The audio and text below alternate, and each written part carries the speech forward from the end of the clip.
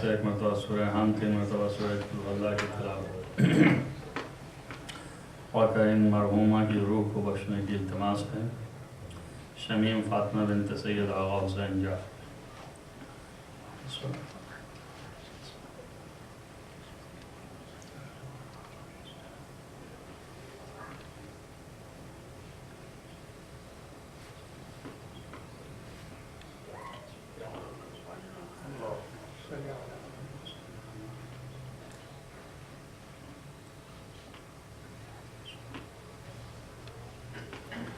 اعوذ باللہ السمیع العلیم من الشیطان اللعین الرجیم، بسم اللہ الرحمن الرحیم وبہ نستعین وہو المعین، الحمدللہ رب العالمین والعاقبۃ للمتقین، الجنۃ للموحدین والنار للملحدین والمنکرین، الصلاۃ والسلام علی سید الانبیاء والمرسلین، خاتم النبیین مولانا مولا الکونین، جد الحسن والحسین عابد القاسم محمد،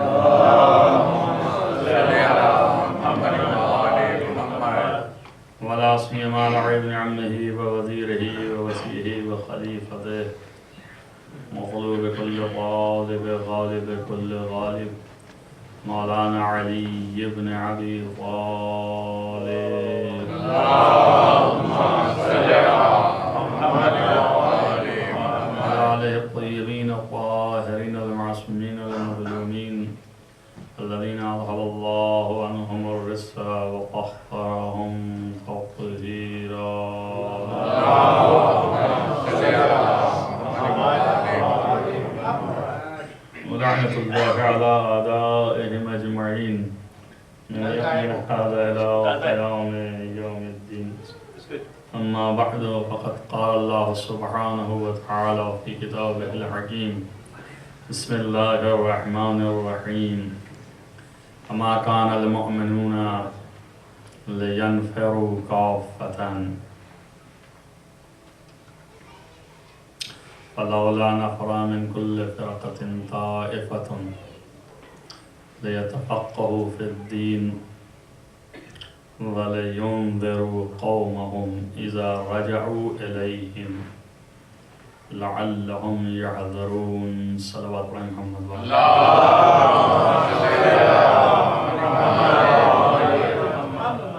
بارے دیگر بلندتر صلوات۔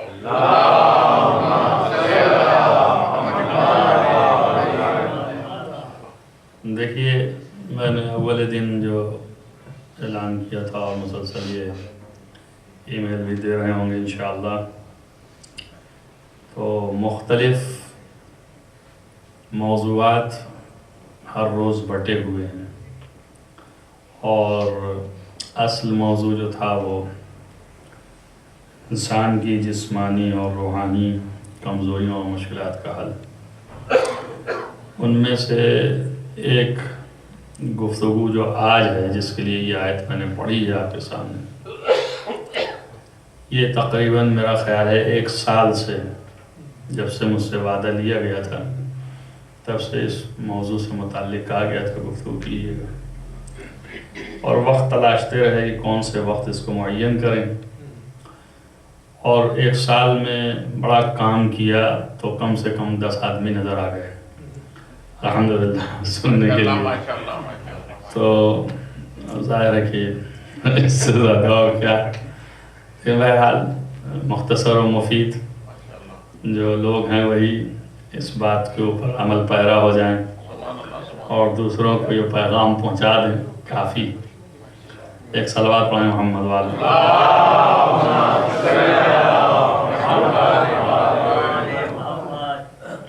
گفتگو جو ہے وہ مسئلہ تقلید ہے، اور اسی سے ریلیٹڈ بات جو ہے شاید آج نہ ہو پائے، آئندہ دنوں میں، وہ ہے مسئلہ ولایت فقیہ۔ یہ جو بہت زیادہ لوگوں کے دماغ میں سوالات ہیں، ان سوالات کو پیش نظر رکھتے ہوئے فی الحال جو گفتگو ہے وہ اجتہاد و تقلید ہے، اور یہ لفظ اجتہاد جو ہے بہت سے لوگوں کے لیے وحشت آمیز ہے. بہت سے لوگ اس کو جو ہے ڈرتے ہیں بولتے ہوئے، اور بہت سے لوگ اچھا بھی نہیں سمجھتے ہیں. عربی میں اس کے بدل میں ایک لفظ اور ہے جو علماء کے لیے استعمال کرتے ہیں، اس کا نام ہے استنباط. یعنی کسی بھی مسئلے کو قرآن اور حدیث کے آئینے میں اس کا حل نکالنے کو استنباط کہتے ہیں، اور اسی کا نام اجتہاد ہے. درحقیقت اجتہاد جو ہے وہ لفظ جہد سے ہے، اور اسی سے مشتق جہاد بھی ہے. اور جہد کے معنی ہے مشقت کے، زحمت کے. جو آدمی مشقت اور زحمت اٹھاتا ہے وہ مجاہد ہے. اور اسی لیے پیغمبر نے ارشاد فرمایا ہے کہ جو اپنے بال بچوں کی کفالت میں صبح سے شام تک زحمت و مشقت اٹھاتا ہے وہ مجاہد فی سبیل اللہ. یعنی گھر اپنے بچوں کے لیے رہا ہے مگر حلال طریقے سے، تو اللہ نے اس کو اپنی راہ میں جہاد شمار کیا. یہ کرامت پروردگار اور تراحم نہیں تو پھر کیا؟ یہ روٹی اپنی آپ بنائیے اور سیدھی کیجئے، پیٹ اپنا آپ جو ہے بھریے، لیکن چونکہ یہ کام کرنے میں آپ نے خداوند متعال کو مد نظر رکھا اور حرام چیزوں سے آپ بچتے رہے اور حرام فعل آپ نے اختیار نہیں کیا، طریق حلال سے آپ کے رزق اپنے ہاتھوں میں لے آئے، تو گویا آپ نے راہ خدا میں اپنا سارا وقت گزارا. چونکہ راہ خدا میں گزارا اس لیے المجاہد فی سبیل اللہ، اللہ کی راہ میں مجاہدت فرمائیا. پس اس سے ہے اجتہاد، یعنی مشقت اٹھانا کسی مسئلہ شرعی کے حاصل کرنے میں، اور اس قدر مشقت اٹھانا کہ دن بھر حلال روزی کمانے میں جو زحمت لوگ اٹھاتے ہیں کہیں اس سے سینکڑا درجے بالا تر زحمت ایک مسئلہ شرعی کے استنباط و استخراج اور سمجھنے میں وقت ہی نہیں بلکہ اسٹیمنا صرف ہوتا ہے، اور مشقت ہوتی ہے، اس کو زحمت ہوتی ہے اس کو.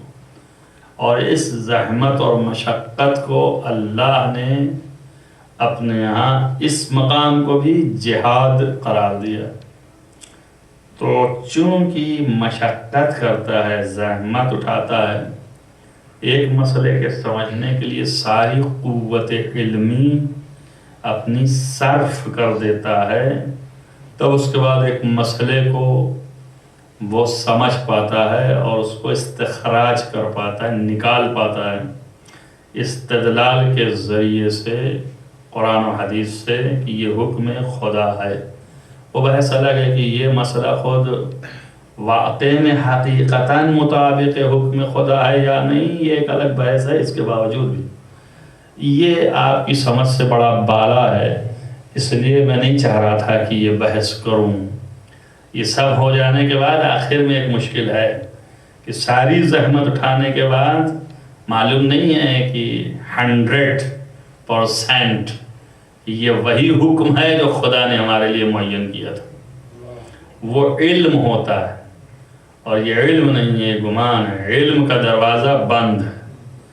صاحب علم جو ہے پردہ غیب میں ہے، وہ موجود نہیں. اسی طرح سے رسول اللہ جو تھے صاحب اعجاز تھے، صاحب کرامات تھے، لیکن عادی زندگی روزمرہ کی ایسے تو نہیں تھی کہ جب کسی مسلمان کو ضرورت پڑی کہ کوئی مسئلہ شرعی اس کو آ گیا سامنے کہ ابھی کیا اس کا مسئلہ ہوگا، کیا اس کا حل ہوگا از نظر شارع، یعنی خدا نے کیا حکم دیا ہے، وہ جاننا چاہا تو اس نے وہیں آنکھ بند کی اور ایک مرتبہ رسول اللہ کو یاد کیا، یا رسول اللہ یہ مسئلہ مجھے پڑ گیا، اور رسول اللہ دم سے وہاں پہنچے ہوں اور اس کے بعد مسئلہ بتایا کہ حکم خدائی، اور پھر پلٹ کے مدینے آ گئے ہوں۔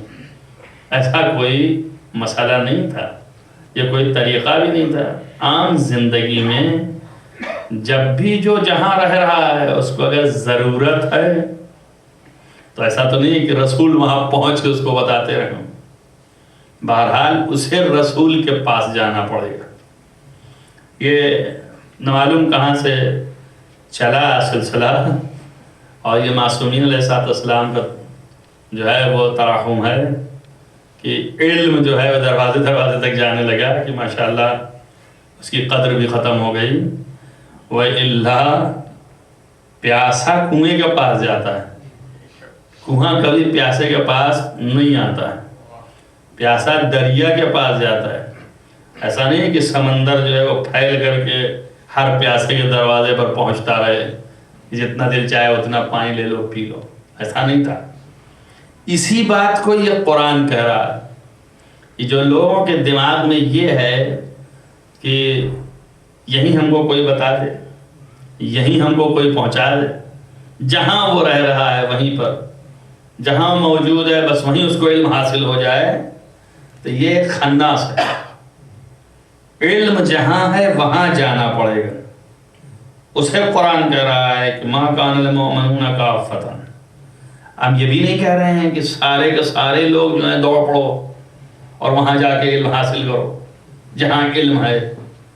کیوں نہیں کہہ رہے ہیں؟ اس لیے نہیں کہہ رہے ہیں کہ اگر سارے کے سارے لوگ دوڑیں گے اور اس کام کے لیے اور چلے جائیں گے تو پھر زندگی کیسے چلے گی؟ سبھی علم ہی حاصل کرنے لگیں گے، سبھی جا رہے ہیں، سبھی علم حاصل کر رہے ہیں، تو یہ زندگی کیسے رواں دواں ہوگی؟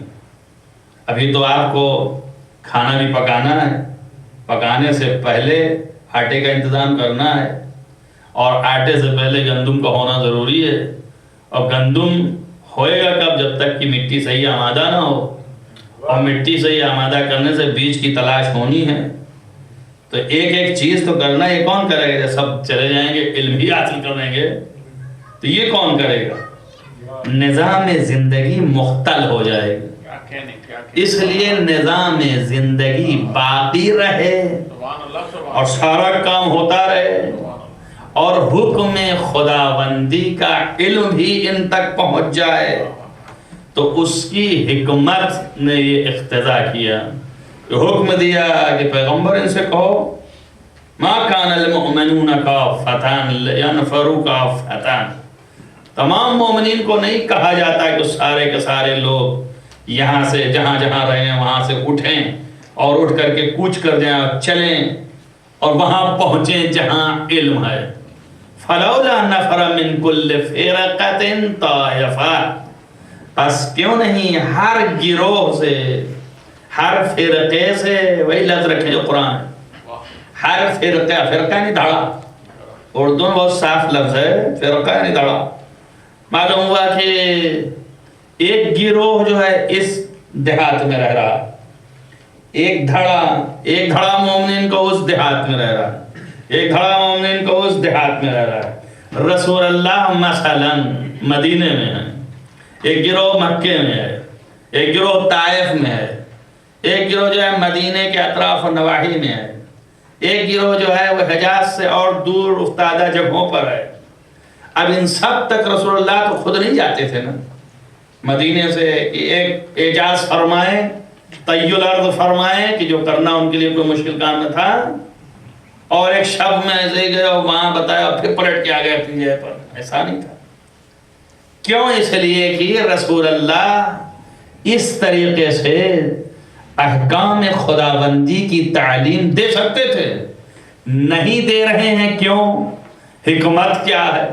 حکمت یہ ہے کہ یہ ہر شخص تو کام نہیں کر پائے گا، اور رسول اللہ کو اللہ قیامت تک زندہ نہیں رکھنے والا ہے کہ قیامت تک رہیں اور قیامت تک یہی کرتے رہیں۔ تو بہرحال ایسے افراد ہوں گے جن کو طیب لفظ نہیں معلوم ہوگا، جو نہیں جانتے ہوں گے، اور ضرورت جو ہے قیامت تک احکام الہیہ کی معرفت کی ضرورت قیامت تک باقی ہے. چونکہ قیامت تک باقی ہے تو ایسا راستہ اختیار کیا جائے کہ جس سے احکام الہیہ کا علم حاصل ہو سکے. سبحان اللہ. اور وہ راستہ کیا ہے؟ وہ راستہ یہ ہے کہ ہر دھڑے سے، ہر قبیلے سے، ہر دھڑے میں سے، ہر حصے میں سے ایک گروہ، مطلب فرض کیجئے کہ ایک جگہ 50 آدمی رہتے ہیں تو یہاں سے ایک گروہ 5 آدمیوں کا، ایک گروہ 10 آدمیوں کا، وہاں پہ 20 آدمی رہتے ہیں، ایک گروہ 3 آدمیوں کا، گروہ ہو گیا.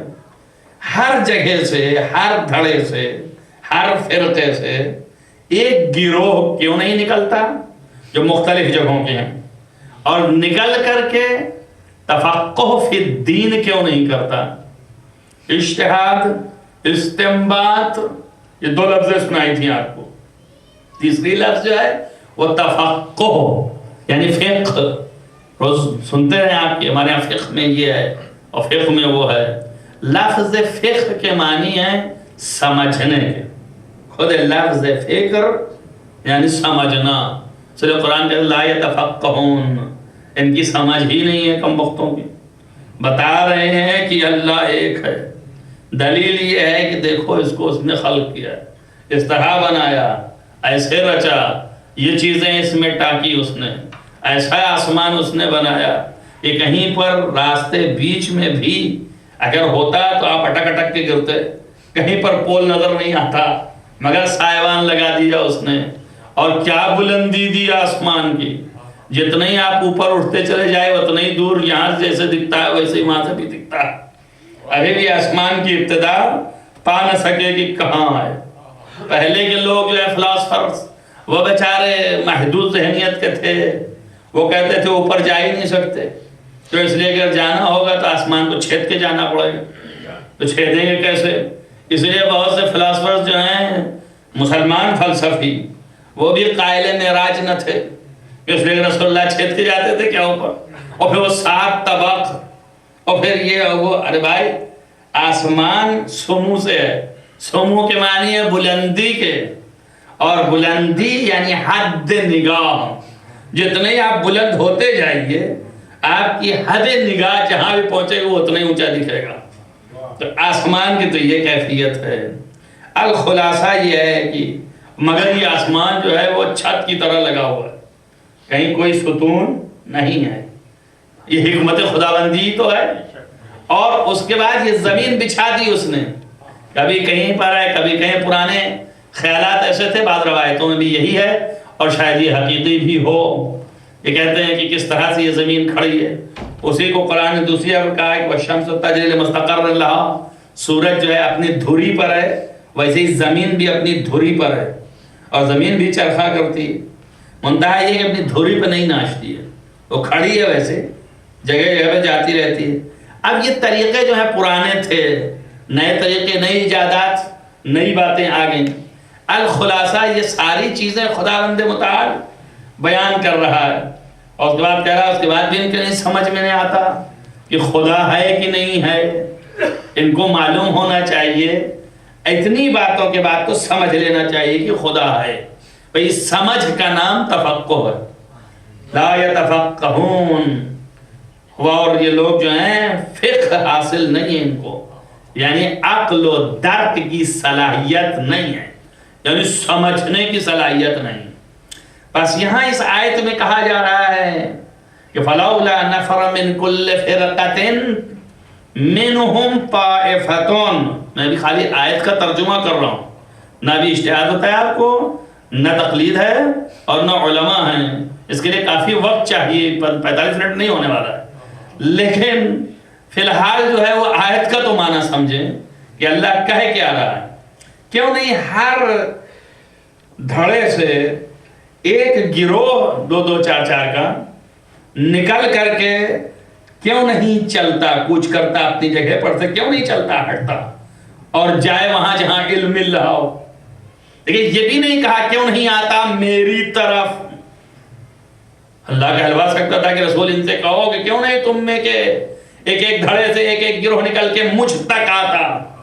مشتق کی لفظ نہیں لگائی چونکہ یہ ابدی ہے، ایسا نہیں ہے کہ صرف رسولی کے زمانے تک کی بات ہے، ہر زمانے میں۔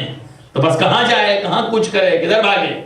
نکلے بھی اپنے گاؤں سے، اپنے دیہات سے، اپنے شہر سے، اپنے مرکز سے، تو کدھر بھاگے؟ کچھ کرنا ہے، نہیں جانا، کدھر جائے، کدھر بھاگے، کہاں جائے؟ تو وہاں جائے جہاں علم مل رہا ہو، علم حاصل کرے، یعنی علم تفقہ، لیتفقہوا فی الدین۔ کس لیے کوچ کرے، کس لیے نکلے؟ اس لیے کہ اپنے دین کو سمجھے کہ دین کیا ہے۔ تو دین کے سمجھانے والے جہاں ہوں گے وہاں جانا پڑے گا۔ عہد رسول اللہ میں دین کو سمجھانے والا رسول اللہ تھے، تو رسول اللہ کے پاس آنا پڑے گا۔ تو اس نے ایک معنی لیا کہ رسول اللہ تک کیوں نہیں آتے اور آ کر کے تفقہ فی الدین کریں، دین کو سمجھیں کہ کیا ہے۔ اچھا کیوں سمجھیں اور کیوں یہ گروہ ایک تنہا آئے اور لوگ کیوں نہ آئیں؟ کہ ایک تو علت یہ بتائے کہ بھئی زندگی کا چرخہ چلنا رک جائے گا، اس لیے نہ آئیں سارے لوگ، تھوڑے سے لوگ آئیں۔ یہ تھوڑی کیوں آئیں اب اس کا پھر بیان کر رہا ہے۔ اس لیے آئیں کہ لِيُنذِرُوا قَوْمَهُمْ اِذَا رَجَعُوا إِلَيْهِمْ، تاکہ یہ اپنے قوم کو ڈرائیں۔ کب ڈرائیں؟ جب تفقہ فی الدین کر لیں، یعنی دین کو خوب سمجھ لیں، احکام خداوندی اپنے دل پر اتار لیں، تو پھر اذا رجعوا الیہم، جب اپنی قوم کی طرف پلٹ کر جائیں، وہ اس قوم سے آیا تھا، یہ اس قوم سے آیا تھا، وہ اس قوم سے آیا تھا۔ اسلام دین، مسلمان جو ہے مختلف قوموں سے مسلمان ہوئے تھے نا، لہذا کالا جو ہے وہ بھی مسلمان تھا، گورا جو ہے وہ بھی مسلمان ہے، یہاں رنگ و نسل نہیں تھی، اس قبیلے والے بھی تھے، اس قبیلے والے بھی تھے، اس قبیلے والے بھی تھے، طائف کے قبیلے حوازن کے بھی تھے، مکہ کے قریش بھی تھے، مدینے کے انصار بھی تھے۔ تو ہر قبیلے کے لوگ ہیں نا، ہر قسم کے لوگ ہیں نا، تو ان میں سے کچھ لوگ نکل کے آئے پیغمبر کے پاس، اور آنے کے بعد علم حاصل کریں، تفقہ فی الدین کریں، تفقہ فی الدین کریں، اور تفقہ فی الدین کرنے کے بعد اپنی قوم کی طرف جب لوٹیں، اپنے اپنے قبیلے کی طرف جب جائیں، تو اپنے اپنے قبیلے والوں کو ڈرائیں۔ ڈرائیں کاہے کے لیے؟ کہ لعلہم یحذرون، اس لیے ڈرائیں تاکہ یہ پھر پرہیز کریں، پھر یہ گناہ میں مبتلا نہ ہوں۔ ڈرائیں کی لفظ ہے انذار، لیکن معنی کیا ہے؟ ڈرائیں گے کیسے؟ کیا ڈنڈا لے کے کھڑے ہو جائیں گے؟ ڈرانے کا کیا مطلب ہے؟ کس چیز سے ڈرائیں گے؟ کیا کوئی ایسی چیز لے کے جائیں گے وہ دکھا دکھا ڈرائیں گے؟ ڈرانے کے معنی ہیں کہ ایسے موعظے کریں، اس طرح احکام الہی کو بیان کریں کہ یہ قوم خوف خدا پیدا کرے، کہ معصیت پروردگار نہ کرے، اور پھر پرہیز کرے، احتیاط کرے، اور گناہ معصیت پروردگار، نافرمانی پروردگار اور گناہ پروردگار کی اللہ سے معصیت نہ کرے، نافرمانی نہ کرے، اور گناہ نہ کرے، ذنب نہ کرے، اسم نہ کرے۔ اس لیے جو ہے یہ لوگ جائیں اور حاصل کریں۔ یہ لفظی ترجمہ تھا کہ ما کان المؤمنون لینفروا کافۃ، سارے مومنین سارے کے سارے مت جائیں، سب کو نہیں کہا جا رہا ہے۔ فلولا نفر من کل فرقۃ، کیوں نہیں ہر طبقے سے، فرقے سے، دھڑے سے، گروہ سے، قبیلے سے، طائفۃ منہم، ایک طائفہ، ایک چھوٹا سا گروہ نکل کر کے لینفروا، نہیں جاتے ہیں، لیتفقہوا فی الدین، تاکہ تفقہ فی الدین کریں، دین سیکھیں، دین کو سمجھیں، دین کی حقیقت کو جانیں۔ اس کے بعد لینذروا قومہم اذا رجعوا الیہم، اور جب اپنی قوم کی طرف لوٹیں تو ان کو ڈرائیں، اور جب ڈرائیں گے قوم کو تو شاید قوم جو ہے وہ پرہیزگار ہو۔ اس سے کیا ہوتا سمجھ میں آیا؟ قوم کو ہم لاکھ ڈرائیں، جب قوم ہماری بات ماننے کو نہیں تیار ہے تو کہاں سے ڈرے گی؟ وہ کہاں سے پرہیز کرے گی؟ کہاں سے احتیاط کرے گی؟ بس معلوم یہ ہوا کہ جب تک کہ قوم کو ایک فقیہ ڈرائے گا نہیں اس وقت تک وہ احتیاط نہیں کریں گے۔ اور یہ احتیاط اور ڈرانے کے بیچ میں واسطہ ہے قبول کرنا۔ بس معلوم یہ ہوگا کہ جب تک قوم قبول نہیں کرے گی فقیہ کے بات کو، نہ وہ ڈرے گی نہیں، وہ پرہیزی نہیں کرے گی۔ بس قبول کرنا لازم ہے۔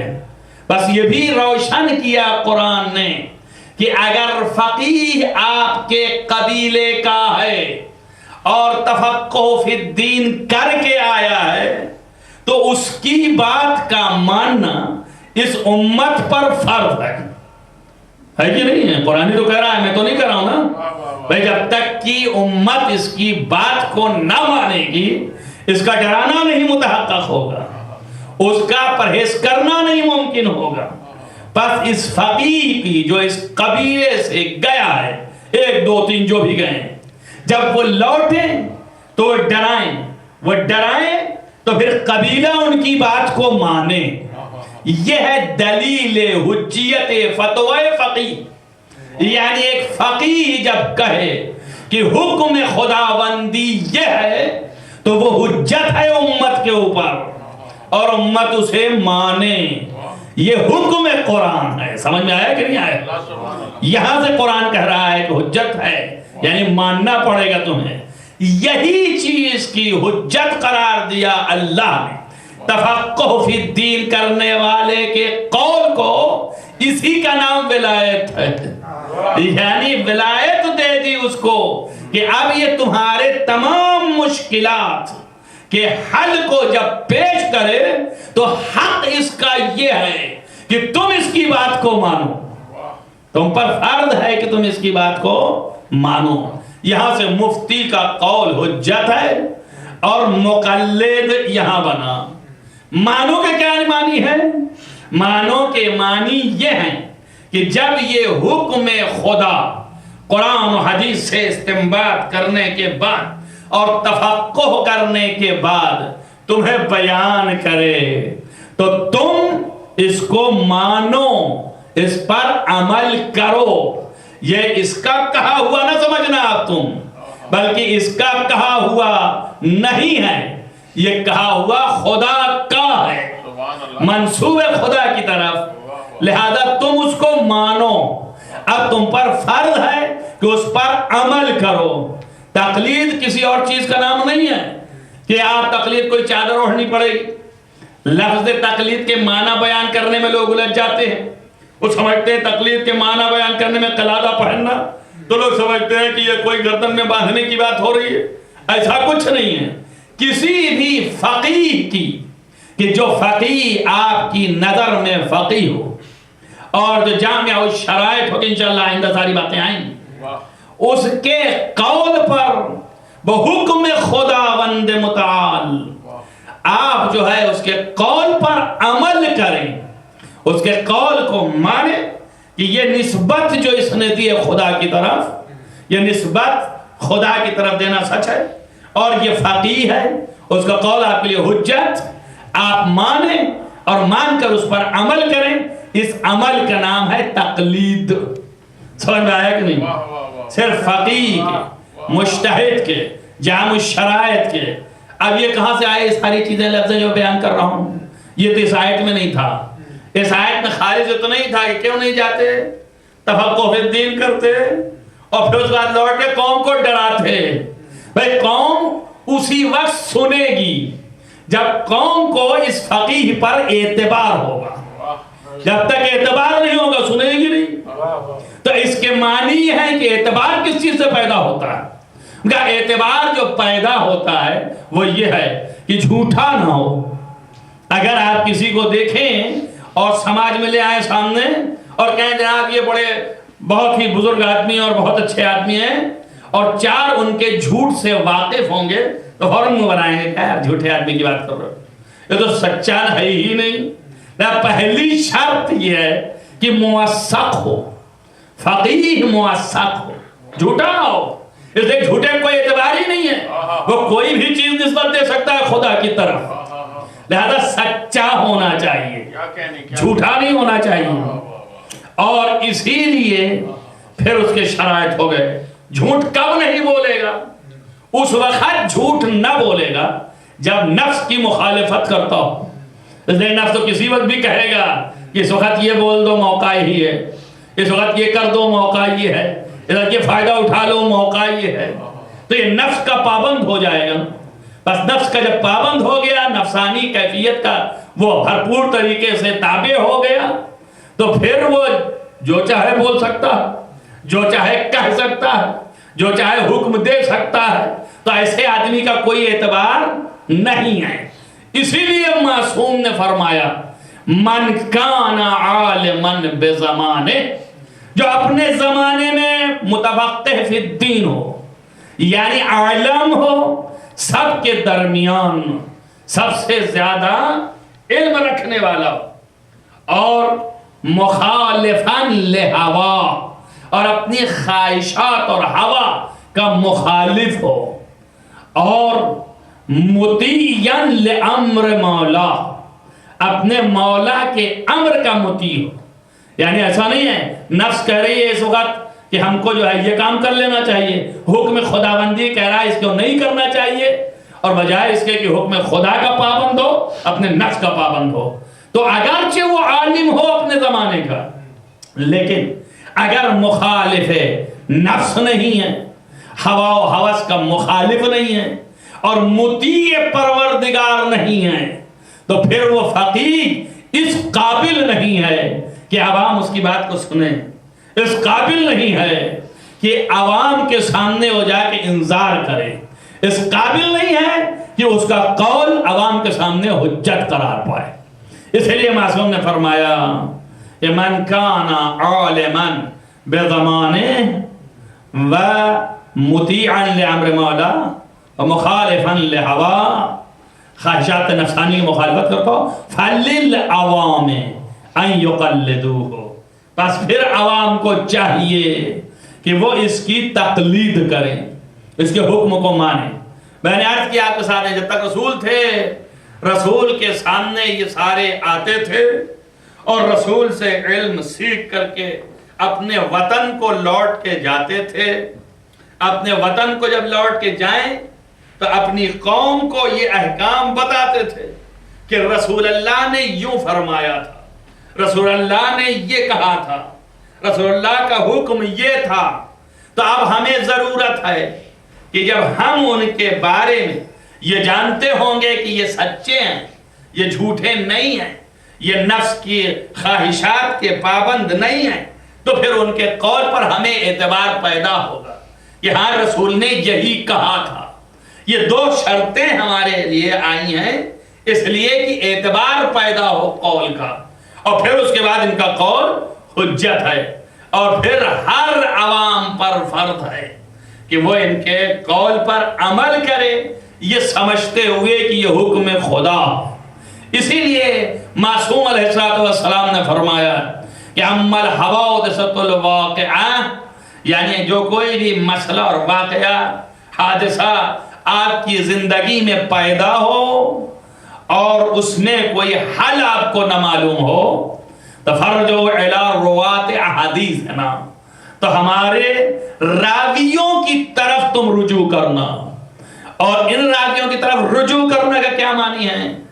رجوع کرنے کے معنی یہ ہیں کہ تم ان کی طرف رجوع کرنا، یعنی یہ شخص متفقہ فی الدین ہوگا، یہ شخص فنظر فی حلالنا و حرامنا، ہمارے حلال میں ہمارے حرام میں، یعنی جو ہم نے حلال کیا ہے حکم خدا سے، جو ہم نے حرام کیا ہے حکم خدا سے، یعنی حدیث، جو حدیثیں ہماری ہیں.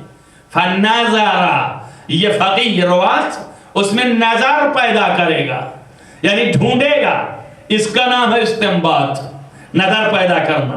اس کا نام ہے اجتہاد، یعنی کیفیت اس کے اندر پیدا ہوگی کہ احکام الہی کو حاصل کرے گا، اس کے بعد وہ تمہیں یہ مسئلہ بیان کرے گا۔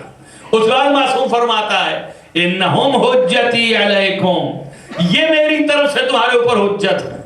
اب جو کچھ بھی یہ کہہ رہے ہیں، چونکہ انہوں نے ہمارے کہے ہوئے حکم کے مطابق حکم دیا ہے، اس لیے ان کا کہا ہوا نہیں ہے بلکہ یہ میرا کہا ہوا ہے، یہ حجت ہے میری طرف سے تمہارے اوپر، اور میں حجت ہوں خدا کی طرف سے۔ ویسے کیا ثابت ہوا کہ ان کا قول واجب الاطاعت ہے، یعنی تم پر لازم ہے کہ اس قول کو تم مانو۔ بس مسئلہ شرعی جیسے ہی پیدا ہوا، اس کا حکم جیسے ہی جاننا ہوا، فقیہ کی طرف رجوع کیا۔ فقیہ جو ہے وہ کہ جو احکام الہیہ کو قرآن اور حدیث سے حاصل کیا، وہ حکم بتائے گا یہ حکم ہے، وہ حکم تمہارے لیے حجت ہے، تم پر واجب ہے کہ عمل کرو اس چیز کو جاننے کے بعد۔ اسی پر عمل کرنے کے نام کو تقلید کہتے ہیں، اور استنباط کرنے کی کیفیت کو اجتہاد کہتے ہیں، اور یہ مسئلے کے بتانا جو ہے یہ مقلد ہے کہ جس کی آپ تقلید کریں گے، جس کے مسئلے پر عمل کریں گے۔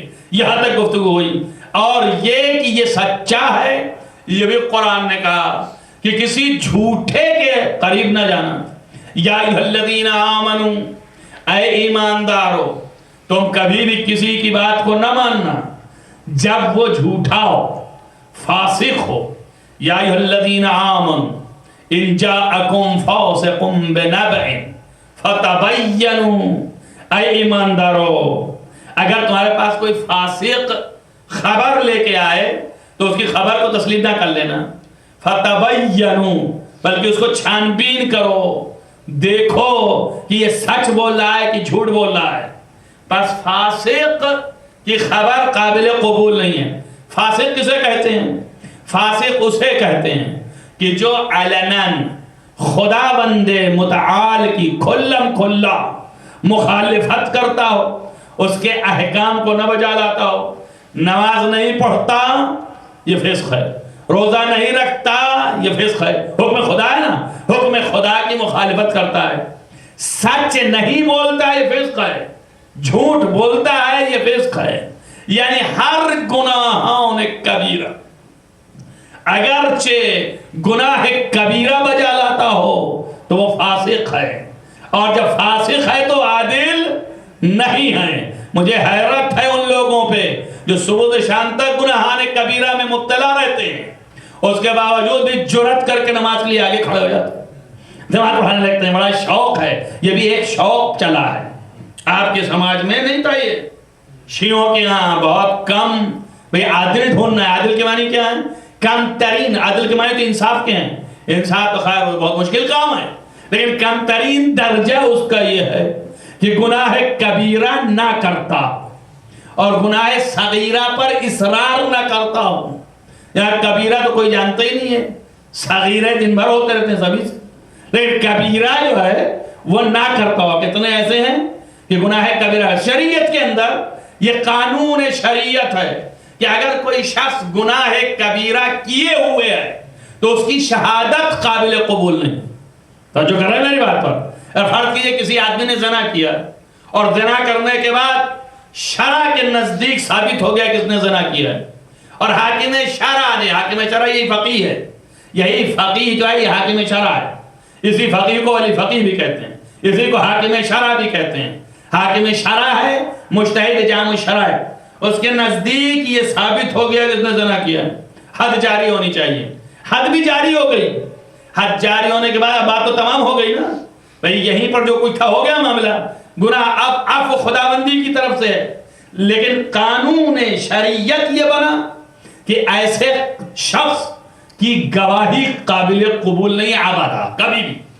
کبھی اس نے گناہ کبیرہ کیا تھا، کبھی اس کو حد جاری ہوئی تھی، لیکن چونکہ اس کا فسق حد کے دائرے میں آ گیا، اس لیے وہ شخص ولو توبہ کر لیا ہوگا، ولو اللہ نے معاف کر دیا ہوگا، لیکن حکم شرع یہ ہے کہ شہادت اس کی قابل قبول نہیں ہے۔ یعنی وہ شہادت نہیں دے سکتا ہے, گواہی کے لیے وہ نہیں لایا جا سکتا ہے.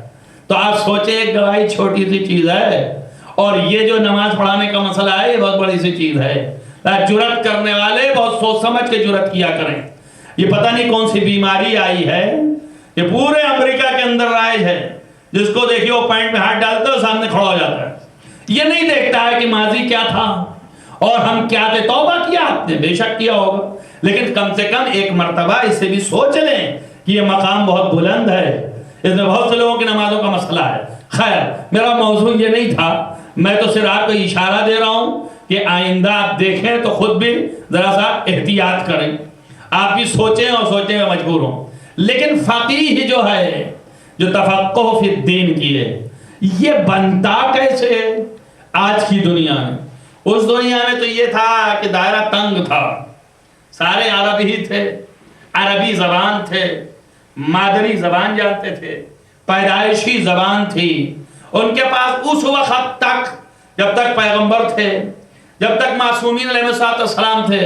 اور بہت سے علوم یہی زبان عرب سے متعلق موجود نہیں تھے, تو پڑھنے کی ضرورت ہی نہیں تھی, ان کو حاصل کرنے کی ضرورت ہی نہیں تھی.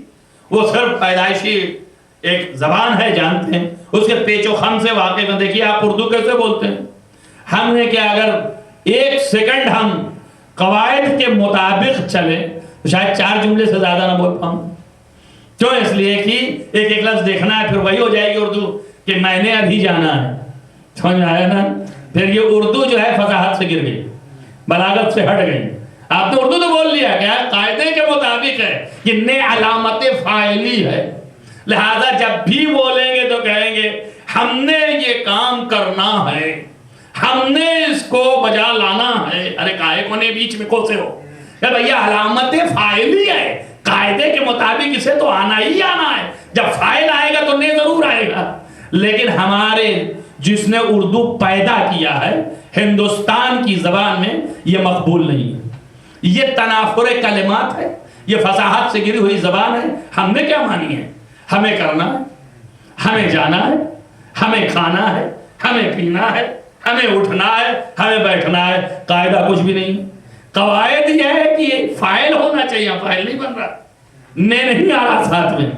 مگر فصیح زبان یہی ہے. سمجھ میں آئی بات آپ کے؟ کہ قواعد بھی فصاحت کو لانے میں کہیں دم توڑ جاتے ہیں. لہذا یہ تو اردو کی مثال اس لیے دی کہ 24 گھنٹہ روزمرہ آپ کے درمیان موجود ہے اور آپ دیکھ رہے ہیں. ویسے ہی عربی زبان تھی, قواعد معین نہیں تھے, زبان اپنی جگہ پر ہے, سب جانتے تھے, فقط پیغمبر کی بد میں آتے تھے, اور نہیں جانتے قرآن تو نبی بیان کرتے جا رہے ہیں کہ اس کا مطلب یہ ہے, اس کا مطلب یہ ہے, اس کا مفہوم یہ ہے. مراد خداوندی یہ ہے. بھئی لفظ کا معنی سمجھ لینا اور ہے, لیکن اس لفظ سے مقصود کیا ہے؟ میں مثال دوں آپ کو. آپ دیکھیے بیٹھے تھے کھانے پر, ان کہا سبحان اللہ کیا عمدہ کھانا ہے. ہم نے کہا جی آپ نے کیا فرمایا؟ کہا کچھ نہیں. میں نے کہا کیا عمدہ کھانا ہے. اس کا کیا مطلب ہوا؟ اس میں تعریف ہی تو ہوئی نا, کچھ نہیں, تعریف ہی ہے نا. کیا عمدہ کھانا ہے, لفظ جو ہے وہ تعریف ہی تو کر رہا ہے نا, لیکن ایکشن بتاتا کہ یہ تعریف ہے یا یہ طنز ہے. دونوں چیزیں ہو سکتی ہیں نا. ایک دفعہ کہا واہ واہ واہ سبحان اللہ کیا عمدہ کھانا ہے ذرا, اور ایک دفعہ یہ کہ ماشاءاللہ سبحان اللہ کیا عمدہ کھانا ہے. دیکھیں آپ لفظ ایک ہی ہیں, الفاظ ایک ہی ہیں, فقط ایکشن اور طریقے جو ہیں مفاہیم کو بدل دیے. ایک سے یہ سمجھ میں آیا کہ یہ تعریف کر رہا ہے کہ کھانا بہت اچھا ہے, اور ایک سے یہ سمجھ میں آیا کہ طنز کر رہا ہے, کھانا اچھا نہیں ہے. یعنی کیا یہی اچھائی ہے کھانے کی, وہ طنز کر رہا ہے. تو مفاہیم بدلے. پس مقصود کیا تھا اس کا؟ طنز تھا کہ یہ اچھا نہیں ہے, مگر کہہ کیا رہا تھا کہ یہ اچھا ہے. تو مقصود اور ہے, مراد اور ہے, الفاظ اور ہیں. اسی طرح قرآن ہے, کہیں پر اللہ کا مقصود الٹا ہے اور الفاظ ایسے ہیں. تو اب یہ سمجھائے گا کون؟ ہم تو دیکھ نہیں رہے اللہ کو بولتے ہوئے. جس سے اللہ نے کلام کیا ہے وہی جانتے ہیں کہ کس طرح کا کلام تھا, تو وہی بتائیں گے کہ منظور خداوندی ہے, مراد خداوندی ہے, مقصود خداوندی یہ ہے, مقصد الہی یہ ہے, ارادہ پروردگار یہ ہے. لہذا وہ آیات ہمارے لیے تنہا کافی نہیں ہوئی. اسی لیے جو لوگ اہل بیت کو مانتے ہیں قرآن کافی نہیں ہے، اور رسول بھی یہی کہہ کے گیا ہے انی تارکم فیکم الثقلین کتاب اللہ و عترتی و اہل بیتی. یعنی کیا؟ یعنی یہ قرآن چھوڑ رہا ہوں تو قرآن کے مفاد، قرآن کے مفاہیم، قرآن کے ارادے، قرآن کے مقصود، ارادہ خداوندی، یہ سب کا بیان کرنے والا بھی چھوڑ رہا ہوں. اور جو امت تھی اس نے کہا کہ حسبنا کتاب اللہ، میری کتاب کافی ہے. تو جو کہہ رہے ہیں کتاب کافی ہے وہ لفظ میں پھنس کے رہ جائیں گے، مراد خداوندی نہیں جان. ایک فقیہ کا کام ہے کہ وہ مراد خداوندی سمجھے. احکام خداوندی اسی وقت حاصل ہوگا جب مراد سمجھ میں آئے. تو اس زمانے میں پھر بھی آسان تھا. آج کے زمانے میں آپ امریکہ سے اٹھ کے جا رہے ہیں، ہندوستان سے آ رہا ہے، پاکستان سے آ رہا ہے، چین سے آ رہا ہے، جاپان سے آ رہا ہے، لندن سے آ رہا ہے، افریقہ سے آ رہا ہے. یہ مختلف جگہ سے اٹھ کے لوگ آ رہے ہیں. کہاں آ رہے ہیں؟ نجف آ رہے ہیں، ایران حوزہ علمیہ قم آ رہے ہیں. افریقہ سے آ رہا ہے سواحلی بول رہا ہے، امریکہ سے آ رہا ہے انگریزی بول رہا ہے، لندن سے آ رہا ہے انگریزی بول رہا ہے، فرانس سے آ رہا ہے فرانسیسی بول رہا ہے، چائنا سے آ رہا ہے چائنیز جانتا ہے. لیکن عربی مادری زبان تو نہیں نا اس کی. تو اس کو اب عربی سیکھنا ہے عزیزم. تو عربی سیکھنے کے لیے قواعد سیکھنا ہے، قاعدے سیکھنا ہے. تو نحو الگ ہے، صرف الگ ہے، گرامر میں قسمیں ہیں. ایک لفظ کے کتنے بار تقسیمات ہوئی ہیں. ایک لفظ جہد سے جہاد بنا، جہد سے اجتہاد بنا، جہد سے مجاہد بنا، جہد سے مجہود بنا، جہد سے کتنے الفاظ بنتے چلے گئے. آپ دیکھیں ایک ہی لفظ تھا، اس لفظ سے کتنے مشتقات ہوئے ہیں. اس کو کہتے ہیں صرف. یہ علم صرف سیکھے، پھر اس کے بعد ان کی ترکیب کہ جملے بن جائے، سینٹنس بنے اور فعل فاعل مفعول بنے، اس کو کہیں گے نحو. تو نحو سیکھے. بس اس کے ساتھ فصاحت و بلاغت وہ بھی سیکھنے کے لیے علم بلاغت سیکھے، تب معنی بیان سیکھے، اور اس کے ساتھ ہی ساتھ معنی بیان، علم نحو، علم صرف، یہ سب سیکھنے کے بعد نظم الگ پڑھے، نثر الگ پڑھے، الفاظ کی معنی دیکھے، علم لغت پر حاوی ہو. اتنے علوم پر حاوی ہونے کے بعد تب سمجھے گا کہ یہ ایک سینٹنس جو پیغمبر کے منہ سے نکلا اسے کیا معنی ہے. تو اس کے لیے کتنی عمر لگانی پڑے گی. یا ایسا تو نہیں ہے کہ پیدائشی بس دماغ پر ایسے انگلی لگایا اور حاصل ہو گیا. اس کے لیے تو وقت درکار ہے، جیسے ہر علم کے لیے. تو ٹائم لگے گا.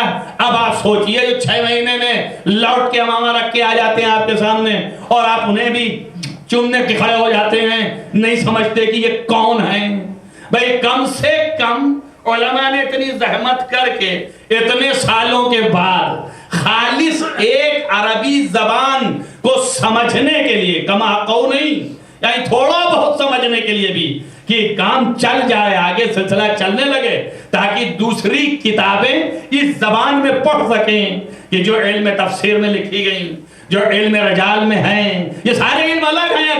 ابھی خالص عربی زبان سیکھنے کے لیے مہارت کاملہ نہیں، یعنی اتنے زیادہ نہیں کہ ادیب ہو جائیں، تو اتنے کام چلنے لگے، سینٹنس کو سمجھ سکیں، معنی کو سمجھ سکیں. کم سے کم 5-6 سال لگتے ہیں، تب جا کر کے وہ اس منزل تک پہنچتا ہے. اور پھر اس کے بعد پھر اس کو سیکھنا ہے دوسرے علوم. منطق جاننا ہے، لاجک، فلسفی جاننا ہے، فلسفہ، عرفان جاننا ہے، کہ جس کی اصطلاحیں جاننا کیوں ہے، اس لیے کہ دوسری کتابوں میں یہ الفاظ، اس کی ٹرمنالوجی استعمال کی گئی. جب ٹرمنالوجی استعمال کی گئی ہے تو جب تک کہ لغت سے یہ نہیں حل ہوتا جب تک کہ آپ اسے نہ پڑھ کے آئیں. تو آپ کو علم تفسیر جاننا ہے، یہ کیا ہوتا ہے علم تفسیر. پھر اس کے ساتھ آپ کو علم درایت جاننا ہے کہ کیا ہوتا ہے علم درایت. پھر اس کے بعد علم رجال جاننا ہے کہ جو انہوں نے روایت بیان کی ہے، انہوں نے ان سے لی، انہوں نے ان سے لی، انہوں نے ان سے لی، انہوں نے ان سے لی. 40 واسطہ ہم سے لے کر کے امام تک ہے. یہ 40 افراد سچے ہیں جھوٹے ہیں، کہاں کے ہیں, کہاں پیدا ہوئے, کہاں مرے, کس طرح کے ہیں, کیا ذات ہے ان کی, کیا دین ہے ان کا, ان کی کیفیت کیا تھی, رہن سہن کا طریقہ کیا تھا, سماج کیسا تھا, اٹھنے بیٹھنے والے کون تھے. اس ہسٹری کو جاننا اور اس پر حاوی ہونا بحیثیت ایک راوی کے, اور کوئی مطلب نہیں ہم کو. کیوں؟ اس لیے کہ یا ایھا الذین آمنوا, اے ایماندارو, ان جاءکم فاسق بنبأ, اگر کوئی فاسق ایک خبر لے کے آئے, فتبینوا, تو چھان بین کرنا. یعنی یہ جو خبر سنا رہا ہے کہ رسول اللہ نے یوں فرمایا, ابو ہریرہ اگر کہہ رہا ہے کہ رسول اللہ نے یوں کہا, تو ایسے ہی مان لیں ہم کہ ابو ہریرہ نے کہا, یا ہم چھان بین کریں, پتہ نہیں یہ فاسق ہے کہ یہ سچا ہے. اگر سچا ہے تو مانتے, فاسق ہے تو ثابت ہو کہ فاسق ہے کہ نہیں ہے. اچھا ثابت کیسے ہو؟ برادران ایک سوال کر رہے تھے, زبردستی اس کو کھینچ کے لایا ہوں تاکہ سمجھ سکیں. مثال ہے یہ, آپ دیکھیے, میں نے کہا ایک بہت بڑا راوی ہے محمد ابن مسلم, اور اس کے لیے میں نے طے کیا کہ یہ سچا ہے آدمی. کہا دیکھیے ایک کتاب میں لکھا ہوا ہے کہ یہ سچا ہے. یہ جس نے لکھا اس کو پوچھا میں نے کہ بھائی تم نے اس آدمی سے, جس نے لکھا, کہ تم نے لکھا کہ آدمی سچا ہے, کیسے لکھا کہ سچا ہے؟ انہوں نے کہا ہم نے اس کتاب میں دیکھا تھا. اس کتاب والے کے پاس پہنچے, بھیا کیسے لکھا تم نے؟ اس نے کہا ہم نے فلاں سے سنا تھا. اس سے پوچھا بھیا آپ کیسے؟ ان کا ہم نے فلاں سے سنا تھا. ان سے پوچھا بھیا آپ کیسے؟ سمجھ رہے ہیں نا. اب یہ لوگ پھر بھی بحث کرتے جا رہے ہیں کہ بھئی آپ اس فرض پر ہم آگے جا کے پوچھ رہے ہیں کہ آپ کیسے, کہ یہ صحیح ہیں, لیکن اگر کہیں یہی ثابت ہو گیا کہ خود ہی فراڈ تھے تو بس بات آگے ختم ہو گئی. اس لیے کہ آگے کی بات سچ ہے ہی نہیں. جب جھوٹا ہی آدمی ہے, آدمی ہی اعتبار سے گر چکا ہے, تو اگلی بات ہی نہیں ہے. لیکن پھر بھی ہم تا آخر تحقیق کرتے جاتے ہیں, اور آخر میں رزلٹ یہ نکلتا ہے کہ یہاں سے لے کے وہاں تک سب نے اگر کہہ دیا کہ یہ بات سچ ہے اور یہ سارے لوگ سچے تھے, تب ثابت ہوئی کہ یہ روایت سچ ہے. اور اگر ان میں کوئی ایک ڈیفیکشن پیدا ہو گیا تو یہ ثابت ہوا کہ یہ روایت سچ نہیں ہے. یعنی کیا مطلب؟ یعنی رسول سے ثابت نہیں ہوئی, یعنی روایت آئی نہیں ہے. یہ گڑھی جا سکتی ہے, ممکن ہے کہ اس کو کسی نے گڑھ لیا, ممکن ہے کسی نے گھسپیٹ کر دیا, ممکن ہے واقعہ کسی اور طریقے کا رہا ہو, اسے کسی اور طریقے سے جمع کر دیا. جب تک کہ اطمینان نہ پیدا ہو جائے, یہ سب کرنے میں, خالی بتانے میں دکھ رہے نا آپ کو, یہ کرنے میں کتنا ٹائم لگے گا.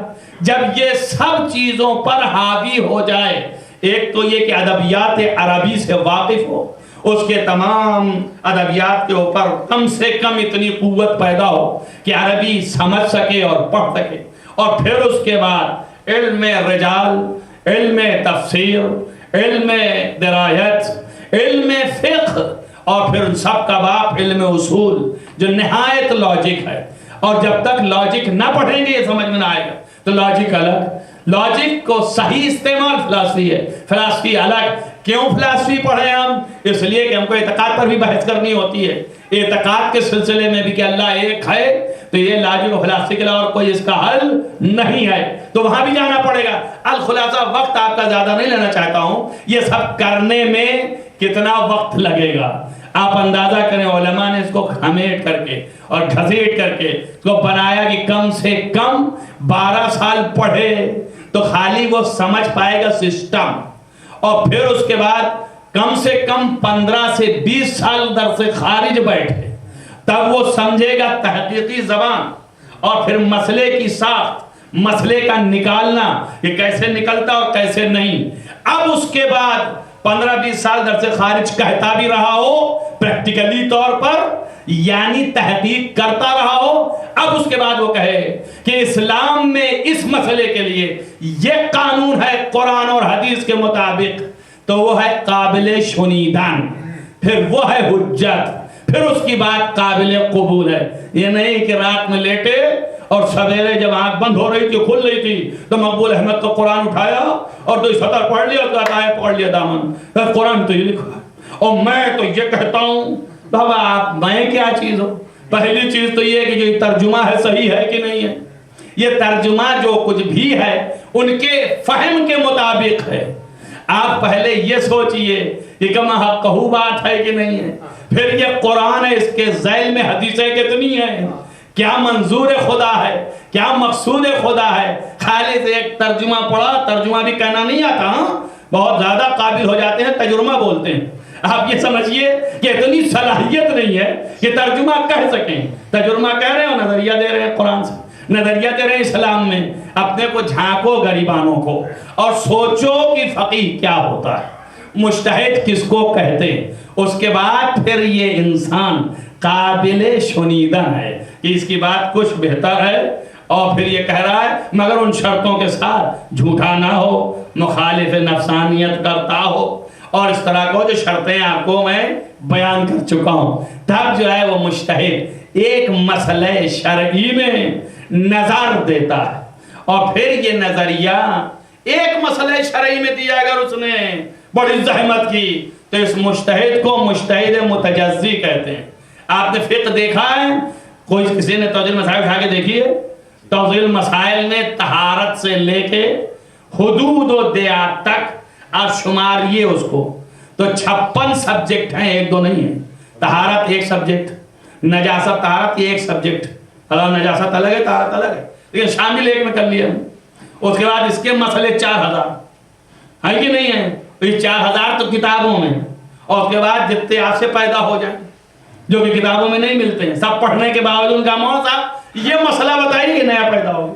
کسی نے بحث ہی نہیں کیا تھا، کہیں کتابوں میں تھا ہی نہیں، لیکن اب اس کا جواب کہاں سے لائیں گے؟ اگر ہم میں اتنی صلاحیت ہے کہ اصول اور قاعدے کو جان گئے تو قاعدے کی یہ فرع ہے تو وہیں رجوع کر دیں گے اور کہیں گے اس مسئلے کا توڑ اس مسئلے سے ہے، لہذا یہ حل ہے اس کا. سمجھ میں آیا نا؟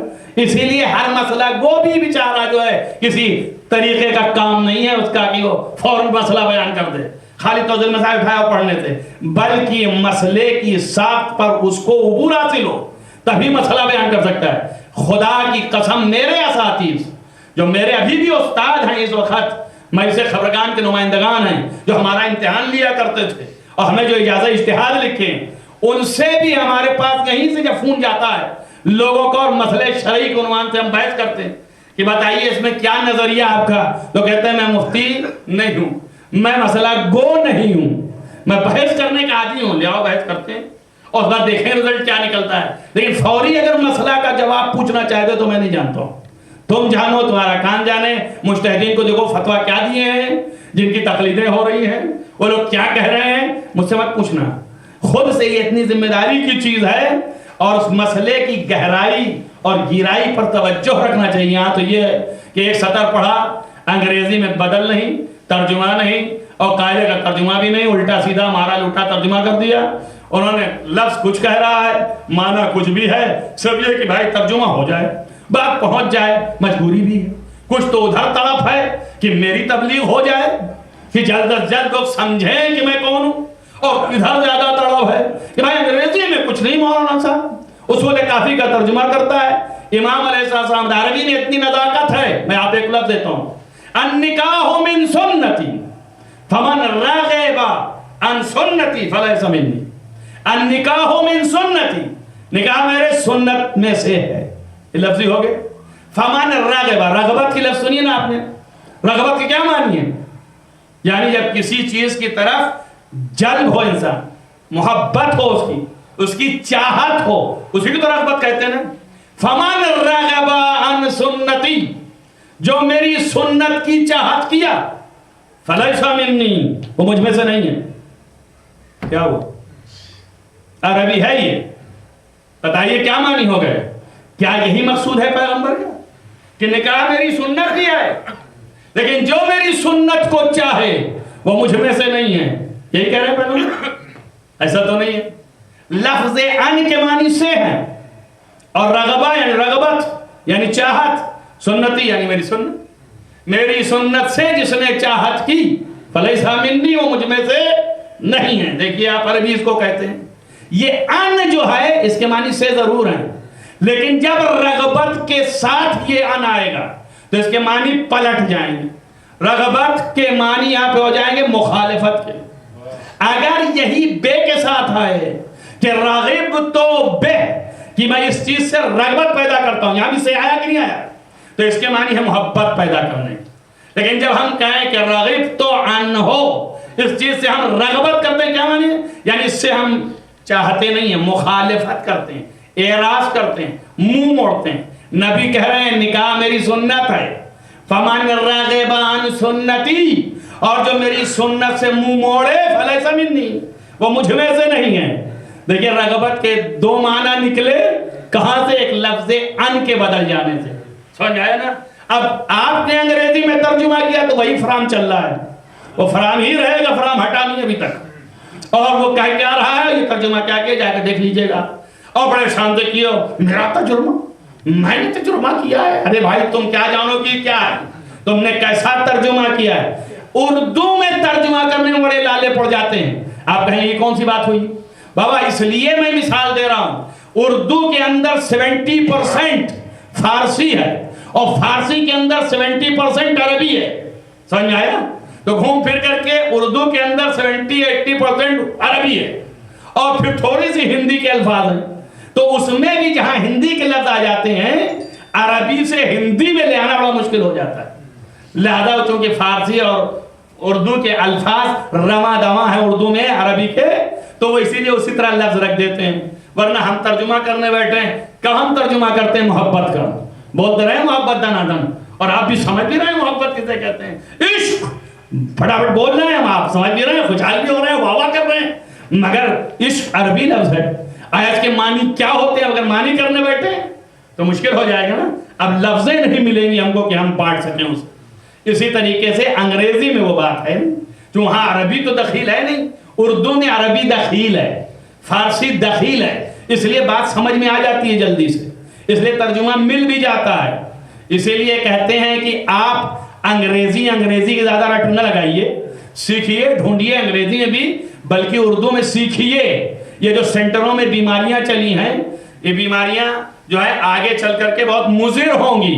یہ بیماریاں چلی بھائی انگریزی میں تقریر ہونی چاہیے، میرا بیٹا نہیں سمجھتا، اور بیٹا فلم سمجھتا ہے، انڈین فلم لگا کر کے بیٹا بھی سمجھتا ہے، اماں بھی سمجھتی ہیں، اور پھر بہنیں بھی سمجھ رہی ہیں، اور اس کے بعد جب سینٹر میں آئے تو باہر بیٹھا ہے، سمجھ ہی میں نہیں آتا ہے، بیٹا نہیں سمجھتا۔ اچھا بھائی انگریزی بھی تلاش لے، اللہ نے یہ انتظام کیا ہے، یہ مار ہے تمہارے اوپر۔ جب انگریز ڈھونڈ کے لے آئے صاحب، انگریز کون ہے؟ کہا یہ پیدا ہوا ہے، وہاں والا انگریزی نہیں بولے گا، انڈیا اور پاکستان سے آتا ہو، پتہ نہیں کیسے ایکسینٹ، اس کا ایکسینٹ ہی صحیح نہیں ہے، لہذا وہ ایسا نہیں چاہیے۔ اب یہاں والا انگریز جو پیدا ہوا تو اس کو لے آئے، کہلے اس کے پاس علم ہی نہیں ہے، لہذا پھر بھی وہ جہاں کھڑے تھے وہیں کھڑے، اندر نہیں آ سکے۔ آپ سمجھے نا؟ تو یہ بہانے بازیاں کرنے والے، اور خالص یہ ایک بہانہ اور نیا نکالا ہے، بہت بڑے عالم ہو گئے ہیں۔ کہا ہے کہ بھیا کس بات کے عالم ہے؟ ابھی علم بتایا وہ کہاں سے ہوتا ہے، اور ابھی آپ بتایا کہ عالم کیسے ہوتا ہے، کہاں سے عالم ہوگا؟ انٹرنیٹ سے سیکھ لیا۔ انٹرنیٹ پہ کیا آیا ہے؟ اگر رات میں ایک پڑھ رہا تھا، ایسا الٹا معنی لکھا ہے اس کے اندر، یہ سب یہاں سے وہاں تک غلط کر دیا اس نے، پورا کہا یا اللہ یا خدا، کیا اس کو سوجھی ہوئی تھی کہ یہ لکھ ڈالے؟ تو آپ دیکھیں نا آپ کی، وہ تو بیچارہ جیسے پایا ویسے ہی اس نے ترجمہ کر دیا انگریزی میں، جیسے بتایا آپ کو کہ ان کا معنی فرام کر دیا اس نے، فرام سے چل رہا ہے معاملہ، اور وہاں معنی کچھ اور ہے، یہاں مطلب کچھ اور ہے۔ بس خلاصہ آمدم سارے مطلب، یہ تقریر نہ تھی، گفتگو ہو گئی کہ آپ اندازہ کریں ایک عالم کتنی مشکلوں سے گزر کر کے تب فقیہ بنتا ہے، تب مجتہد بنتا ہے، اس کی عمر یہ سب کرنے کرانے میں 50 و 55 ہو جاتی ہے۔ اب اس کے بعد جو ہے اس کی تقلید شروع ہوتی ہے، یہ آسان نہیں ہے۔ اب جو اتنا بھیڑا ہوا ہے اس کے بعد پھر مسائل شروع ہوتے ہیں، تازے اور نئے نئے مسئلے جو گزشتہ نہیں تھے ان پر استنباط کرنا، ان پر اجتہاد کرنا، قرآن و حدیث میں تلاشنا، یہ ساری چیز، تاکہ کل کے آپ کو ضرورت پڑ گئی، کیا ہے صاحب؟ انہوں نے کہا مولانا صاحب میرے بیوی کی ولادت نہیں ہو رہی، ڈاکٹر نے بتا دیا ہے اس کی اوپری میں خرابی ہے، ان کا سیلس لیجئے، اس کے ڈالیے، اور پھر اس کے بعد پھر اب جو کچھ ہوگا آگے ہوگا تبھی بچہ پیدا ہوگا۔ آیا ٹھیک ہے کرنا؟ نہیں ہے ٹھیک کرنا، یہ تو کسی کتاب میں نہیں لکھا تھا۔ رسول اللہ کے زمانے میں اوپری بدلی گئی تھی، اور نہ ائمہ کے زمانے میں بدلی گئی، نہ ائمہ نے بتایا۔ اب اس کے بعد ائمہ کو ہم ڈھونڈ رہے ہیں، اور فرض یہ ہے کہ سب جانتے تھے ائمہ، اور ظاہر جانتے تھے، وَإِلَّا پھر دین کا کوئی مزہ ہی نہیں۔ اگر وہ جانتے نہ تھے تو پھر کس بات کے لیے امام بنا دیے گئے؟ قیامت تک آنے والی ہر مشکلات کا حل جانتے تھے، اور جاننا اور چیز ہے، آیا ہر چیز بیان کر کے تو اول تو یہ کہ نہیں، اور اگر ہاں بیان بھی کر کے گئے تو سنبھالا کس نے؟ توجہ کریں میری بات پر بھائی، اگر ائمہ بتا بھی گئے تو ہم اس لائق ہی نہ تھے کہ اس کو محفوظ کر لے جاتے. ہم تو ہمیشہ اپنا بستر ٹانگے ادھر ٹہلتے رہے ادھر ٹہلتے رہے. کبھی اس گاؤں میں گئے تو مارے گئے وہاں بھاگے، اس جگہ گئے تو وہاں مارے گئے وہاں گئے. ساری عمر شیعہ جو ہے وہ ہجرت ہی کرتے رہ گئے، یہاں سے وہاں بھاگتے رہ گئے. اب بتائیے کہاں کہاں علم لے کے بھاگتے رہے.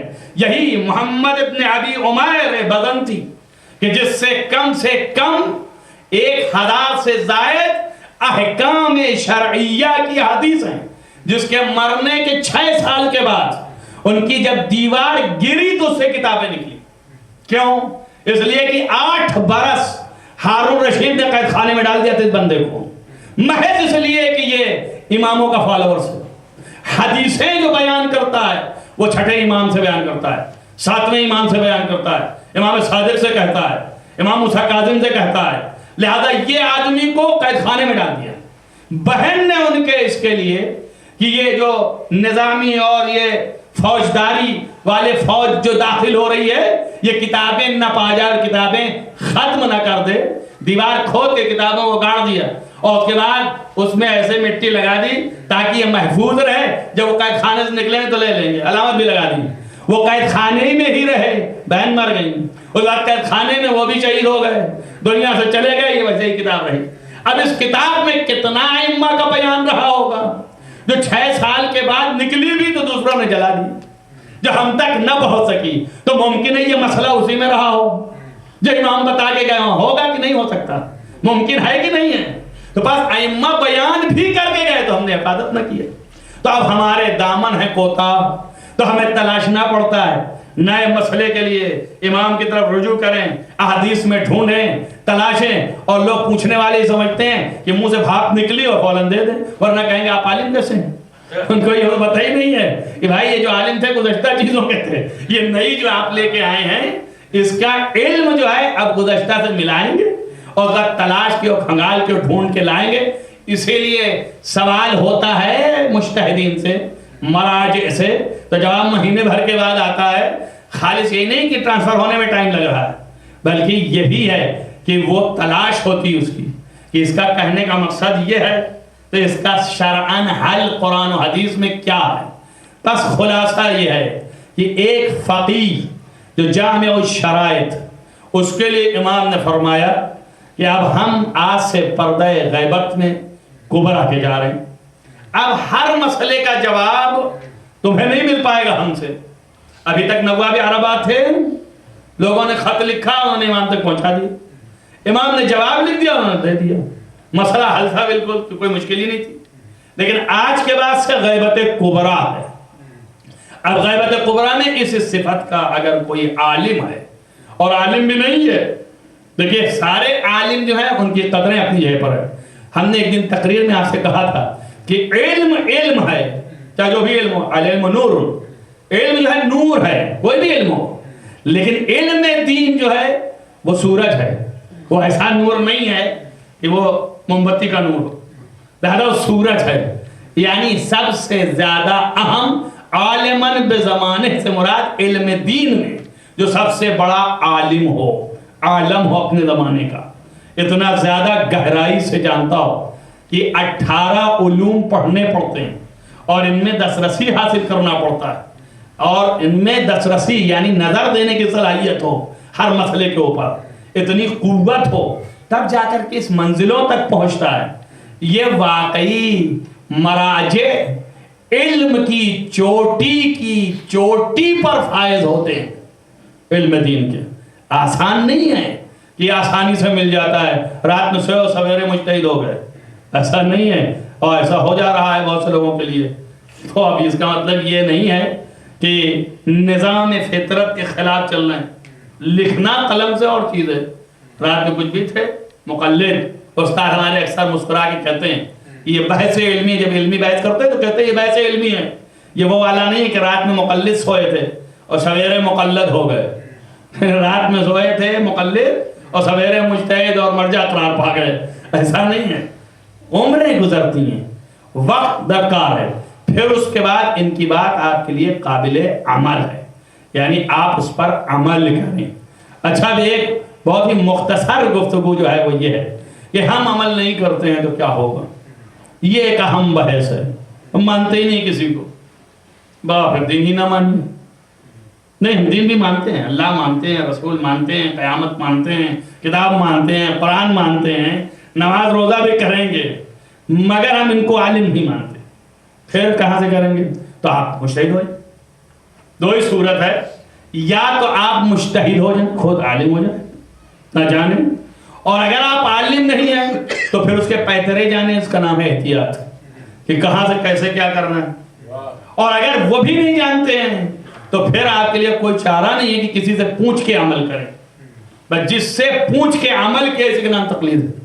اچھا جتنا انکار کرے میں مقلد نہیں ہوں، لیکن آپ مقلد ہے۔ فرق اتنا ہے کہ اگر آپ نے مثلا میں مثال دیتا ہوں آپ کو، آپ خوئی مر گئے ہیں، ان کی توضیح مسائل سے دیکھ کر کے آپ نے مسئلے پر عمل کر لیا ہے، تب بھی آپ نے تقلید کیا مردہ کی۔ اور اگر آپ سستانی صاحب کے توضیح مسائل سے دیکھ کے عمل کر لیا تو آپ نے تقلید کر لیا زندہ کی، مگر آپ نے تقلید ہی کیا ہے۔ کسی کے نظر پر عمل کرنا تقلید ہے، اور یا تو پھر آپ عمل نہ کریں، اور اگر عمل کریں تو تقلید کرنا ہی کرنا۔ اور ظاہر ہے کہ مردہ سے بہتر زندہ ہوتا ہے۔ اگر مسئلہ نیا پیش آ گیا تو آپ کس کی طرف رجوع کریں گے؟ لہذا یہ ذہنیت سے نکال دیں کہ تقلید ہوتی ہی نہیں، ضرورت ہی نہیں، حاجت ہی نہیں۔ اسپیشلسٹ، جس چیز کا اسپیشلسٹ موجود ہے اور آپ کچھ نہیں جانتے ہیں تو اسی تو پوچھیں گے جا کے۔ آپ کس سے پوچھیں گے؟ جو جاہل ہے اس سے جا کے پوچھیں گے۔ آپ دیکھیے، آپ نہیں جاتے ہیں گردے والے کے پاس ہارٹ کا علاج لے کر کے، میرا ہارٹ خراب ہو گیا ہے، آپ کو معلوم ہے آپ گردے کے ڈاکٹر ہیں، لیکن میں تو پوچھنے آیا تھا کہ آپ کر دیں گے۔ وہیں سے بھاگیں گے آپ بھی شرماتے ہوئے، اور وہ بھی بھگائے گا، کیسا دیوانہ بھائی، میں لکھ کے ٹنگا ہوا ہے کہ میں یہاں جو ہے وہ گردے کا علاج کرتا ہوں اور یہ ہارٹ کا لیے ہوئے چلے آ رہے ہیں۔ ویسے ہی یہاں پر بھی ہے، علماء کی معنی یہ بھی نہیں کہ ہر آدمی فقیہ ہے۔ ایک بیچارہ ذاکر ہے، چند واقعات اسلام کے تاریخی واقعات رٹ کے اچھے الفاظ میں بیان کرنا، آپ کو خوش کرنا جانتا ہے۔ اب آپ اس کے پاس مسئلہ شرعی لے کے آئیں، قبلہ یہ ذرا بتائیے گا۔ اب وہ بیچارہ کہے اچھا یہ ایک بیماری ہے ہمارے یہاں، وہ یہ کہہ دے کہ میں نہیں جانتا ہوں تو اس کی توہین۔ وہاں تو اس نے لکھ کے لگا دیا میں گردے کا ڈاکٹر ہوں، خود ہی آپ کی توہین کہ آپ بد عقل ہیں کہ کیوں آ گئے ہیں۔ لیکن یہ بیچارہ لکھ کے لگایا نہیں تھا کہ میں گردے کا ڈاکٹر ہوں، یہ نہیں کہا کہ میں صرف تاریخی واقعات جانتا ہوں۔ یہ تو بن کے آیا تھا مولانا، جو آپ کی بیماری ہے کہ ہر آنے والا مولانا، ہر آنے والا مولانا۔ مولانا لقب جانتے ہیں کس کا؟ مولانا اردو میں کہیں تو کچھ اور ہو جائے گا، مولانا یعنی یہ مولا ہے ہی نہیں، اور اگر آپ عربی میں کہیں تو مولانا والمقتدانا یعنی ولی ولایت۔ اولا اس دن میں پڑھا تھا، میں اولا سے ہے مولا، من کنتو مولا فہذا علی مولا، تو علی مولا ہے۔ آپ جب مولانا کہتے ہیں مطلب کہ آپ میرے مولا، آپ اس سے بڑا رتبہ کیا ہو سکتا ہے؟ آپ جس کو چاہیے آم گھاس کو مولا بنائیے دن بھر، وہ بیچارے خلیفہ تک رہ گئے، آپ تو مولا سے بھی آگے بڑھ گئے، تو کے بعد بھی تان کرتے ہیں، وہ تو خلیفہ تک رہ گئے، خلیفہ بنا کے رہ گئے، آپ تو جس کو نے اس کو مولا بنائے دے رہے ہیں۔ مولانا یہ کیوں آیا مولانا کی اصطلاح ان معمم کو؟ اس لیے کہ امام نے فرمایا انہم حجتی علیہ، یہ تمہارے اوپر حجت ہے ہماری طرف سے۔ تو اس لیے حجت جب قرار دیا اللہ نے کہ امام نے، اللہ کے بنائے ہوئے نمائندے نے، تو آپ نے بھی مولانا کہہ دیا۔ بس مولانا بھی کہنے میں ذرا سنبھل بول کے کہا کیجئے، اور جو جس چیز کا اسپیشلسٹ ہے اس سے سوال کیجئے۔ آپ فقیہ سے جا کے پوچھئے مسئلہ، آپ جو ہے اس طرح کے لوگوں سے مت پوچھئے۔ ہاں آپ نے زندگی کے مسائل ہیں، ایسے پوچھنا پوچھئے آپ، یہ مسئلہ شرعی کے اعتبار سے آپ بحث نہ کریں پلیز۔ آپ جو ہیں وہ احکام الہیہ کا علم حاصل کریں، ان کے ریسورسز سے، ان کے ذریعے سے، ان کے طریقے سے، اور ان کے طریقے اور ذرائع جو ہیں جو علم حاصل کرنے کے ہیں وہ فقہاء ہیں اور وہ مجتہدین ہیں، کہ جو علم حاصل کرتے ہیں عمریں برباد کرتے ہیں، عمریں صرف کرتے ہیں اسی لائن میں۔ یہ نہیں ہے کہ آپ ان سے سوال کریں اور آپ دیکھیں کہ قرآن جو ہے اسی کی طرف اشارہ کر رہا ہے فلولا نفر من کل فرقۃ، کہ انہیں ہر ایک گروہ سے کچھ طائفہ نکل جاتا اور نکلنے کے بعد سیکھے اور سیکھنے کے بعد فقیہ بن اور فقیہ بنے. شب جمعہ ہے، بس 2 جملے کہہ کے ختم کرتا ہوں. فقیہ بنے. ائمہ کے زمانے میں ائمہ کے اصحاب میں فقہا ہوتے تھے. فقیہ ضرورت نہیں تھی، امام خود موجود ہے، نہ استنباط کی ضرورت ہے، نہ مسئلہ ڈھونڈنے کی ضرورت ہے، کوئی نہیں، امام سے پوچھا ڈائریکٹ. لیکن نہیں، فقیہ ایسا ویسا فقیہ نہیں. یہاں آج تو ہمارے اور آپ کی زبان پر ہوگا، ہم غیر معصوم و خاطی جو کہ علم کا مبلغ نہیں تول سکتے، ظاہر دیکھ کے کہہ دیا یہ فقیہ ہیں، وہ فقیہ ہیں، وہ فقیہ ہیں، یہ مجتہد، وہ مجتہد، فلاں مجتہد. لیکن امام معصوم جان رہا ہے کہ اس کے اندر کیا ہے. جب وہ کسی کو فقیہ کہہ دے تو اس کی عظمت فقاہت میں کتنی بلند ہوگی. آپ اندازہ کریں، جب خط لکھتے ہیں امام حسین علیہ السلام تو کیا لکھتے ہیں؟ من عبداللہ الحسین ابن علی الى الرجل الفقیہ حبیب ابن مظاہر. رجل فقیہ، ایک تو رجل کے معنی مرد کے ہوتے ہیں، لیکن اب اس چیزوں کی چاشنی آپ کیسے لے سکتے ہیں جب تک عربی نہ جانتے ہوں. رجل الفقیہ یعنی مرد فقیہ. ایک دفعہ کہتے ہیں نا، آپ روزمرہ بولتے ہیں ارے صاحب ان کی کیا بات ہے، یہ تو مرد میدان ہے. مرد میدان بولتے ہیں نا، کیا معنی ہے اس کا؟ یعنی میدان کے مرد ہیں، عورت نہیں ہے، یہی مطلب ہے؟ نہیں، مرد میدان ہے، یعنی وزن ہے اس کے اندر. یعنی یہ کہ اس میدان شجاعت کا انتہائی مرتبہ شجاعت پر فائز ہونے والا رجل الفقیہ یعنی فقاہت کے میدان کا آخری فرد ہے یہ شخص جس کا نام حبیب بن مظاہر.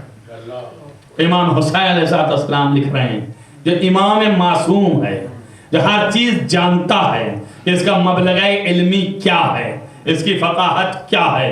اسی لیے بتایا ہے اور روایت میں ہے کہ جب امام سراہنے گئے تھے حبیب کے تو فرمایا تھا واللہ یا حبیب انت تختم القرآن فی لیلۃ واحدہ. اللہ، اے حبیب تمہاری ذات وہ ہے کہ تم پورا قرآن ایک رات میں ختم کرتے تھے.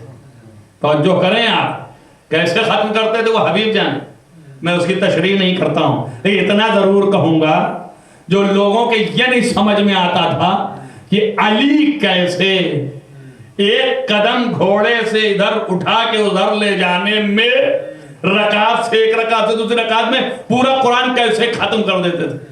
تو ان کے تو یہ بالکل ہی نہیں سمجھ میں آ رہی.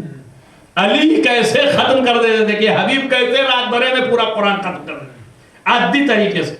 ورنہ علی کا ختم کر دینا قرآن ادھر سے اور ادھر پہلے جانے کے درمیان کوئی بہت بڑی چیز نہیں ہے، مگر کہ چونکہ قلب چاہیے، پذیرش کی قبولیت کی قلب چاہیے. سمجھ میں نہیں آتا کیا کریں، یہ کیا ڈھونگ کی روایتیں لوگ لے کے آتے ہیں. بابا کون سے میں ڈھونگ ہے، کون سی پریشانی کی بات ہے. آپ دیکھیے مطالعہ کے معنی ہے، دیکھیے مطالعہ میں کر رہا ہوں کہ نہیں کر رہا ہوں، پوری ذات وارثہ لکھی ہوئی ہے، یہ میں ایک ہی نگاہ میں کر رہا ہوں کہ نہیں کر رہا ہوں؟ کر رہا ہوں نا، یہ لکھی ہے، دیکھ رہے ہیں نا. بس علی جو ہے وہ ذات ہیں کہ جو لوح محفوظ کا مطالعہ کر رہا تھا، تو جب قدم اٹھایا اور ادھر لے گیا تو کل لوح محفوظ نظروں کے سامنے سے گزر گیا. اسی کا نام تو تلاوت ہے، اور کس چیز کا نام تلاوت ہے؟ علی کو کیا یہاں مشکل ہوئی تلاوت نہ کرنے؟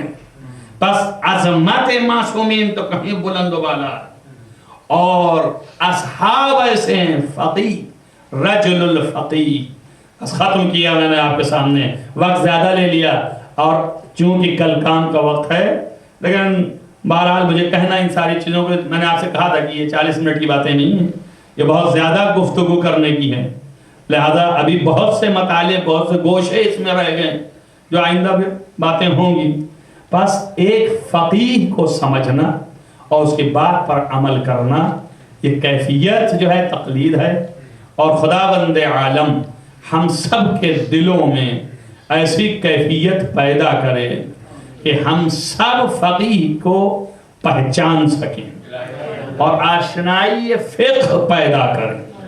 بارلا ہمارے دلوں میں دین کے سمجھنے کی صلاحیت عنایت فرما، بارلا ہمارے دلوں کو قوت عنایت فرما مذہب و دین کی حقیقت تک پہنچنے کی۔ بارلا تجھے واسطہ ہے محمد و آل محمد اس مختصر سی عبادت کو قبول فرما۔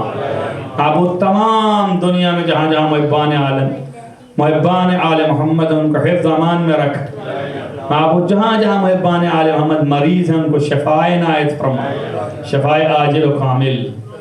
جن لوگوں نے دعاؤں کے لیے کہا ہے بار الہا کہ بھائی بہن جو پریشان ہیں دور افتادہ، ان سب کی مشکلات کو رفع فرما۔ باراللہ جن کے ماں باپ مریض ہیں دعاؤں کے لیے کہا ان کے ماں باپ کو شفاء عاجل و کامل عنایت فرما۔ باراللہ جن لوگوں نے دعاؤں کے لیے کہا ہے کہ ان کو قوت تحمل عنایت فرما، باراللہ ان سب کے ساتھ ہمارے دل میں بھی قوت تحمل کی قوت عنایت فرما۔ باراللہ تجھے واسطہ ہے محمد و آل محمد کا معبود گناہان کبیرہ و صغیرہ عفو فرما۔ بار الہا تمام محبان آل محمد کے دلوں میں محبت کو جاگزی فرما۔ بار الہا اہل محمد سے ہم کو عشق ان بے انتہا عنایت فرما۔ بار الہا امام کو ظہور جلد از جلد فرما، نظام عالم کو چین عنایت فرما، ان کے اصحاب و انصار میں ہم کو شمار فرما۔ اللہم تقبل من الدعاء بحق محمد و آلہ الطاہرین۔